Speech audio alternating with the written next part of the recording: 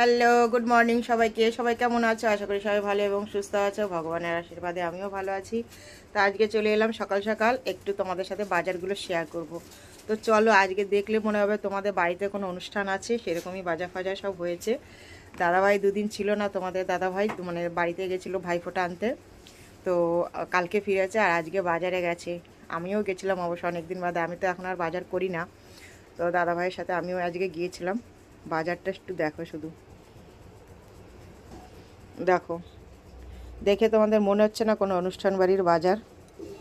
এবার কি কি আছে দেখাচ্ছি তোমাদের। দেখো, এখানে আছে মূলো, এখানে আছে লাউ শাক। দেখো লাউ শাকগুলো কিন্তু দারুণ, বেশ মোটা মোটা বড়, দুয়াটি নিয়ে এসেছি, কারণ রান্না করে একটু মায়ের কাছে পাঠাবো। তো এখানে আছে একটা ফুলকপি, আছে ঝিঙ্গে, বেগুন, কুমড়ো, পটল, বরবটি, ধনেপাতা, এখানে আছে কাঁচা লঙ্কা, আর এটার মধ্যে আছে করলা আর টমেটো একসাথে আছে। এখানে আছে জলপাই, আর এটার মধ্যে আছে পেঁয়াজ, কাঁচা লঙ্কা, এটা তো বললামই, টমেটো আর করলা আছে, আর আছে মাছ। দেখো একদম জ্যান্ত কাতলা নিয়ে এসছে, দেখো একদম জ্যান্ত। আর একটা মাছের তেলও আছে। তো লাউ শাকটা তো অবশ্যই হবে, আর ফুলকপি দিয়ে কাতলা মাছের ঝোল হবে, আর তেলটা করতে হবে, দেখা যাক। তো দেখলে কত বাজার, আমাদের বাড়ির থেকে 2 মিনিটের রাস্তা আমাদের বাজার।